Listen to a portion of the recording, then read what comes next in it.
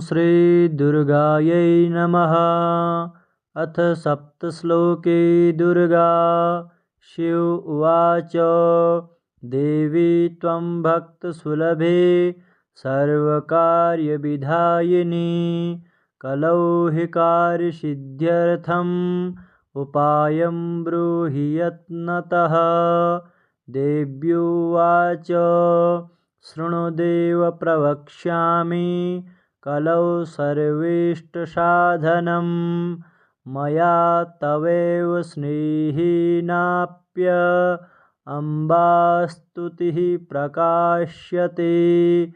ॐ अस्य श्री दुर्गा सप्तश्लोकी स्तोत्रमन्त्रस्य नारायण ऋषिः अनुष्टुप् छन्दः।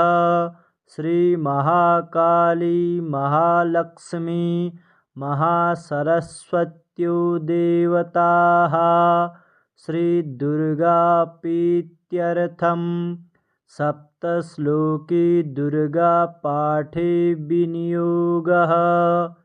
ॐ ज्ञानिनामपि चेतांसि देवी भगवती हि सा बलादाकृष्य मोहाय महामाया प्रयच्छति।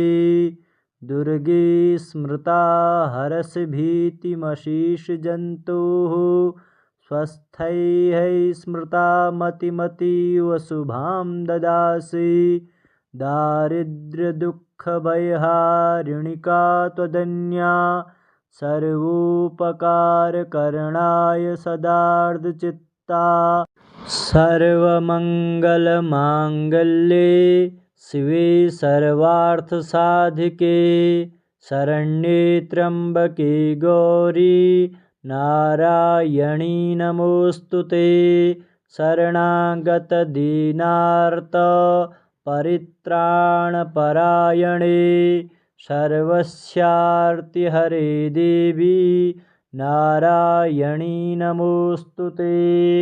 सर्वस्वरूपे सर्वेशे सर्वशक्तिसमन्विते भयेभ्यस्त्राहि नो देवी दुर्गे देवी नमोऽस्तु ते। रोगानशेषानपहंसि तुष्टा रुष्टा तु कामान् सकलान् भीष्टान् त्वामाश्रितानां न विपन्नराणां त्वामाश्रिता याश्रयतां प्रयान्ति। सर्वबाधाप्रशमनं त्रैलोक्यस्याखिलेश्वरी एवमेव त्वया कार्यम् अस्मद्वैरिविनाशनम्। ॐ श्रीदुर्गायै नमः। श्रीदुर्गा अष्टोत्तरशतनाम स्तोत्रम्। ईश्वर उवाच शतनाम प्रवक्ष्यामि शृणुष्व कमलानने यस्य प्रसादमात्रेण दुर्गा प्रीता भवेत् सते। ॐ सती साध्वी भवप्रीता भवानी भवमोचनी आर्या दुर्गा जया चाद्या त्रिनेत्रा शूलधारिणी पिनाकधारिणी चित्रा चण्डघण्टा महातपाः मनोबुद्धिरहङ्कारा चित्तरूपा चिताचितिः सर्वमन्त्रमयी सत्ता सत्यानन्दस्वरूपिणी अनन्ता भाविनी भाव्या भव्या भव्या सदा गतिः शाम्भवी देवमाता च चिन्तारत्नप्रिया सदा सर्वविद्या दक्षकन्या दक्षयज्ञविनाशिनी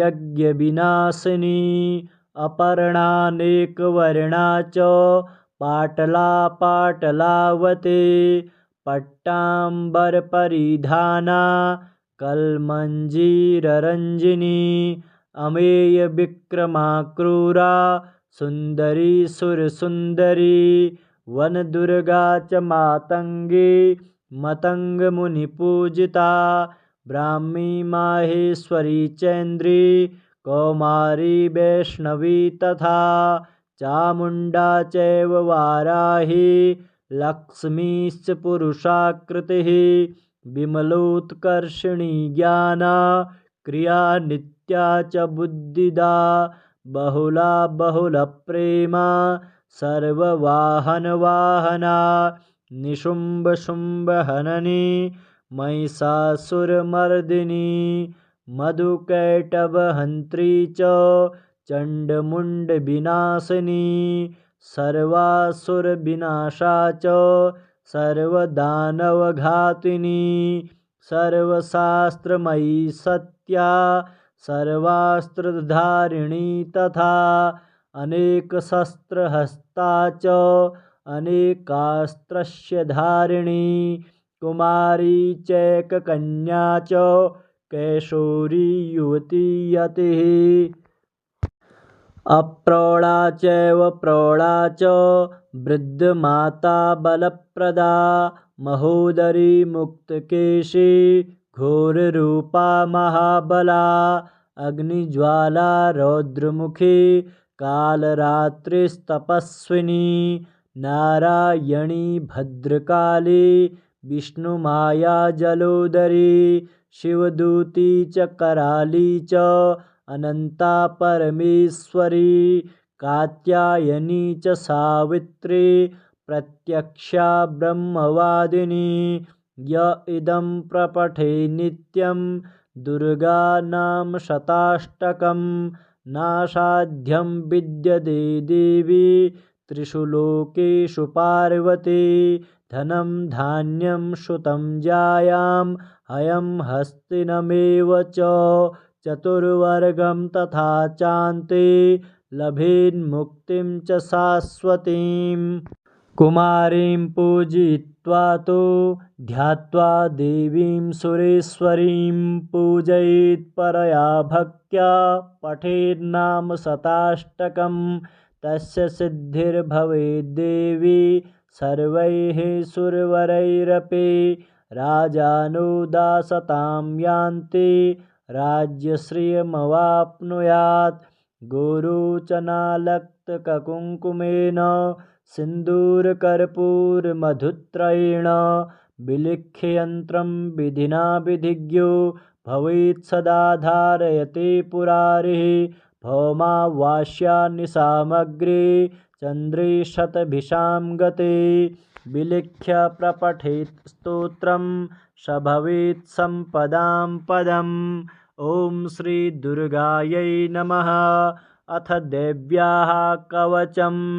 ॐ अस्य श्री चण्डीकवचस्य ब्रह्मा ऋषिः अनुष्टुप् छन्दः चामुण्डा देवता अङ्गन्यासोक्तमातरो बीजं दिग्बन्धदेवतास्तत्त्वं श्रीजगदम्बापीत्यर्थे सप्तश्लोकी पाठाङ्गत्वेन जपे विनियोगः। ॐ नमश्चण्डिकायै।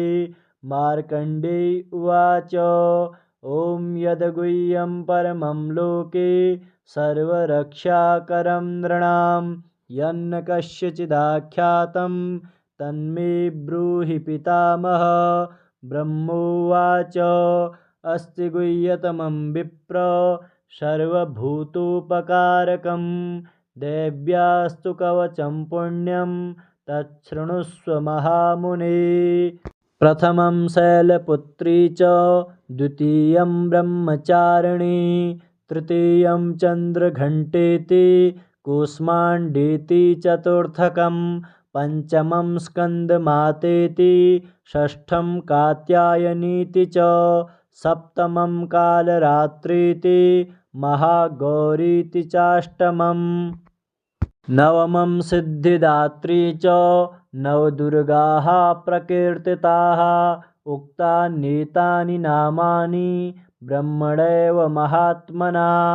अग्निना दह्यमानस्तु शत्रुमध्ये गतो रणे विषमे दुर्गमे चैव भयार्ताः शरणं गताः न तेषां जायते किञ्चित् शुभं रणसङ्कटे नापदं तस्य पश्यामि शोकदुःखभयं नहि यैस्तु भक्त्या स्मृता नूनं तेषां वृद्धिः प्रजायते ये त्वां स्मरन्ति देवेशे रक्षसि तान्न संशयः प्रीतसस्ता तु चामुण्डा वाराही महिषासना ऐन्द्रिगजसमारूढा वैष्णवी गरुडासना माहेश्वरी वृषारूढा कौमारी शिखिवाहना लक्ष्मीः पद्मासना देवी पद्महस्ता हरिप्रिया श्वेतरूपधरा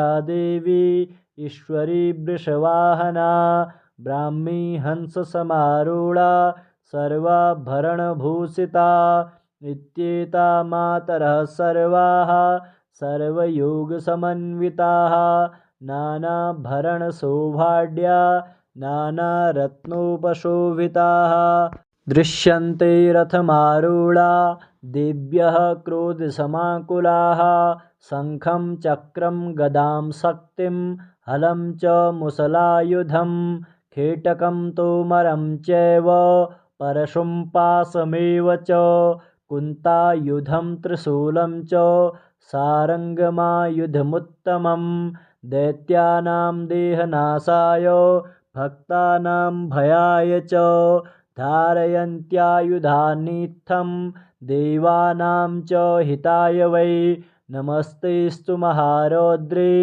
महाघोरपराक्रमे महाबले महोत्साहे महाभयविनाशिनी त्राहि मां देवि दुष्प्रेक्षे शत्रूणां भयवर्धिनी प्राच्यां रक्षतु मामेन्द्री आग्नेयामग्निदेवता दक्षिणेवतु वाराही नैऋत्यां खड्गधारिणी प्रतीच्यां वारुणी रक्षेद् वायव्यां मृगवाहिनी उदीच्यां पातु कौमारी ईशान्यां शूलधारिणी ऊर्ध्वं ब्रह्माणि मे रक्षेद् धस्ताद् वैष्णवी तथा एवं 10 दिशो रक्षे चामुण्डा शववाहना जया मे चाग्रतः पातु विजया पातु पृष्ठतः अजिता वामपार्श्वे तु दक्षिणे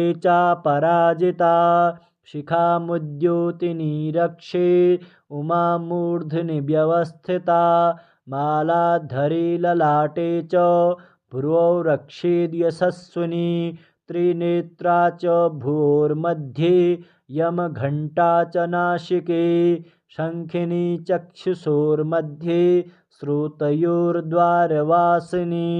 कपोलौ कालिका रक्षेत् कर्णमूले तु शाङ्करी नासिकायां सुगन्धा च उत्तरोष्ठे च चर्चिका अधरे चामृतकला जिह्वायां च सरस्वती दन्तान् रक्षतु कौमारी कण्ठदेशे तु चण्डिका घण्टिकां चित्रघण्टा च महामाया च तालुके कामाक्षी चिबुकं रक्षेद् वाचं मे सर्वमङ्गला ग्रीवायां भद्रकाली च पृष्ठवंशे धनुर्धरे नीलग्रीवा बहिकण्ठे नलिकां नलकूबरी स्कन्धयोः खड्गनी रक्षेद् बाहू मे वज्रधारिणी हस्तयोर्दण्डिनी रक्षेद् अम्बिका चाङ्गुलीषु च नखाञ्छूलेश्वरी रक्षेद्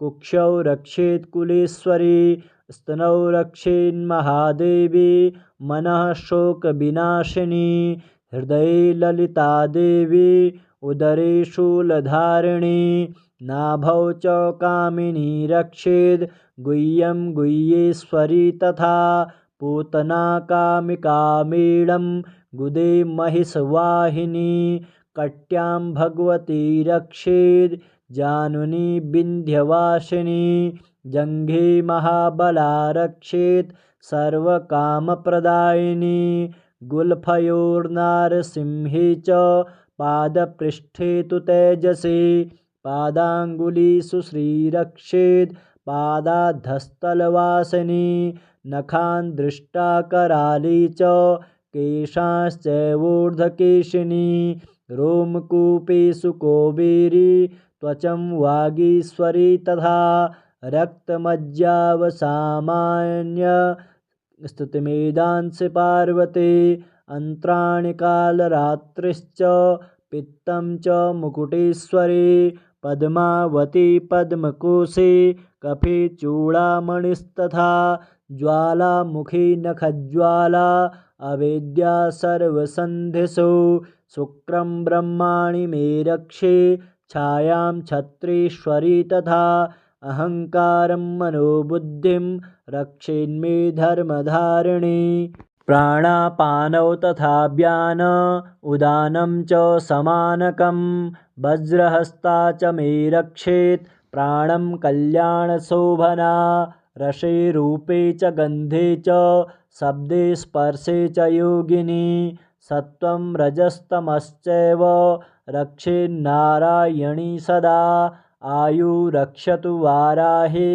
धर्मं रक्षतु वैष्णवी यशः कीर्तिं च लक्ष्मीं च धनं विद्यां च चक्रिणी गोत्रमिन्द्राणि मे रक्षेत् पशून्मे रक्ष चण्डिके पुत्रान् रक्षेन्महालक्ष्मीर्भार्यां रक्षतु भैरवे पन्थानं सुपथा रक्षेन् मार्गं क्षेमकरी तथा राजद्वारे महालक्ष्मीर्विजया सर्वतः स्थिता रक्षाहीनं तु यत्स्थानं वर्जितं कवचेन तु तत्सर्वं रक्ष मे देवी जयन्ती पापनाशिनी पदमेकं न गच्छेतु यदिच्छेच्छुभमात्मनः कवचेनावृतो नित्यं यत्र यत्रैव गच्छति तत्र तत्रार्थलाभश्च विजयः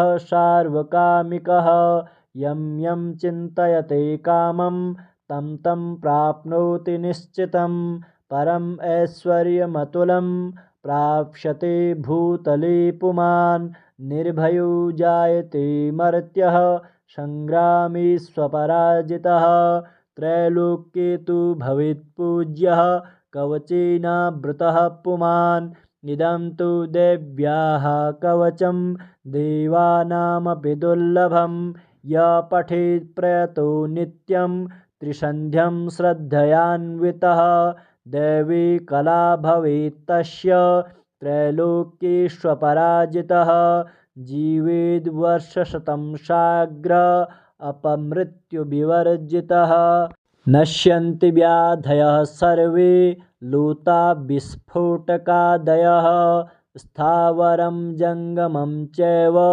कृत्रिं चापि यद्विषम् अविचाराणि सर्वाणि मन्त्रयन्त्राणि भूतले भूचराः खेचराश्चैव जलजाश्चोपदेशिकाः सहजाकुलजामाला डाकिनी शाकिनी तथा अन्तरिक्षचरा घोरा डाकिन्यश्च महाबलाः ग्रहभूतपिशाचाक्ष यक्षगन्धर्वराक्षसाः ब्रह्मराक्षसवेतालाः कूष्माण्डाभैरवादयः नश्यन्ति दर्शनात् तस्य कवचे हृदि संस्थिते मानोन्नतिर्भवेद्राज्ञस्तेजो वृद्धिकरं परं यशसा वर्धते सोऽपि कीर्तिमण्डितभूतले जपेत् सप्तशतीं चण्डीं कृत्वा तु कवचं पुरा यावद्भूमण्डलं धत्ते सशैलवनकाननं तावत् तिष्ठति मेदिन्यां सन्ततिः पुत्रपौत्रिकी देहान्ते परमं स्थानं यत्सुरैरपि दुर्लभं प्राप्नोति पुरुषो नित्यं महामायाप्रसादतः लभते परमं रूपं शिवेन सह मोदते। ॐ श्री दुर्गायै नमः। अथ अर्गलास्तोत्रम्। ॐ अस्य श्री अर्गलास्तोत्रमन्त्रस्य विष्णुऋषिः अनुष्टुप् छन्दः श्रीमहालक्ष्मीर्देवता श्रीजगदम्बा प्रीतये सप्तशते पाठाङ्गत्वेन पाठे विनियोगः। ॐ नमश्चण्डिकायै। मार्कण्डेय उवाच। ॐ जयन्ती मङ्गलाकाले भद्रकाली कपालिनी दुर्गा क्षमा शिवा धात्री स्वाहा स्वधा नमोऽस्तु ते। जय त्वं देवी चामुण्डे जय भूतार्तिहारिणी जय सर्वगते देवी कालरात्रि नमोऽस्तु ते। मधुकैटभविद्रावी विधातृवरदे नमः। रूपं देहि जयं देहि यशो देहि दिशो जहि। महिषासुरनिर्नाशे भक्तानां सुखदे नमः। रूपं देहि जयं देहि यशो देहि दिशो जहि।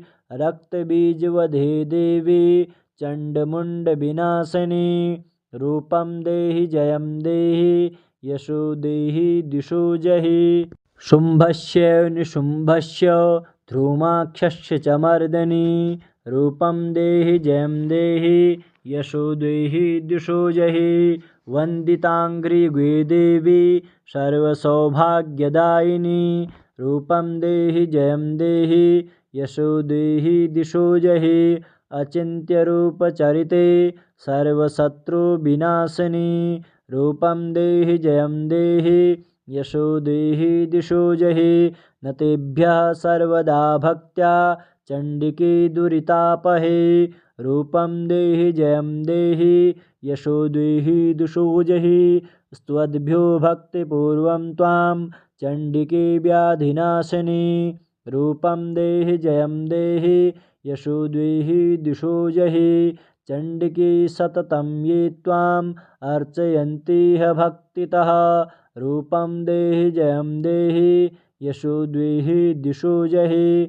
देहि सौभाग्य आरोग्यं देहि मे परमं सुखं रूपं देहि जयं देहि यशो देहि दिशो जहि। विदेहि द्विषतां नाशं विदेहि बलमुच्चकै रूपं देहि जयं देहि यशो देहि दिशो जहि।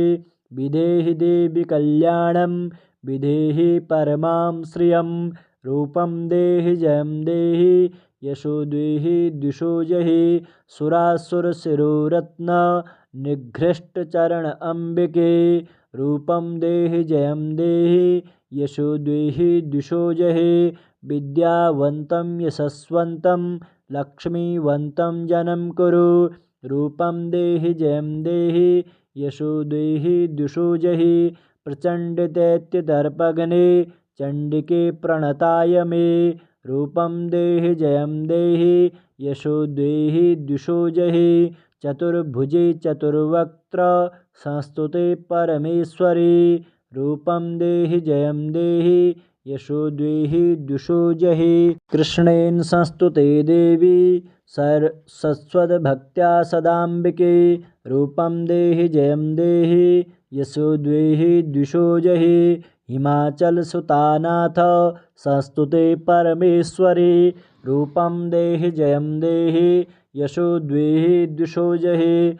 इन्द्राणिपतिसद्भाव पूजिते परमेश्वरी रूपं देहि जयं देहि यशो देहि दिशो जहि। देवी प्रचण्डदुर्दण्ड दैत्यदर्पविनाशिनी रूपं देहि जयं देहि यशो देहि दिशो जहि। देवी भक्तजनोद्दाम दत्तानन्दोदयेऽम्बिके रूपं देहि जयं देहि यशो देहि दिशो जहि। पत्नी मनोरमां देहि मनोवृत्तानुसारिणीं तारिणीं दुर्गसंसार सागरस्य कुलोद्भवाम्। इदं स्तोत्रं पठित्वा तु महास्तोत्रं पठेन्नरः स तु सप्तशती संख्या वरमाप्नोति सम्पदाम्। ॐ श्री दुर्गायै नमः। अथ कीलकम्। ॐ अस्य श्रीकीलकमन्त्रस्य शिवऋषिः अनुष्टुप् छन्दः श्रीमहासरस्वती देवता श्रीजगदम्बाप्रीत्यर्थं सप्तशतीपाठाङ्गत्वेन पाठे विनियोगः। ॐ नमश्चण्डिकायै। मार्कण्डेय उवाच।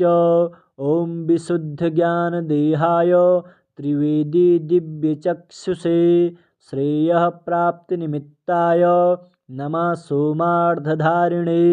सर्वमेतद्विजानीय मन्त्राणामभिकीलकं सोऽपि क्षेममवाप्नोति सततं जाप्य तत्परः।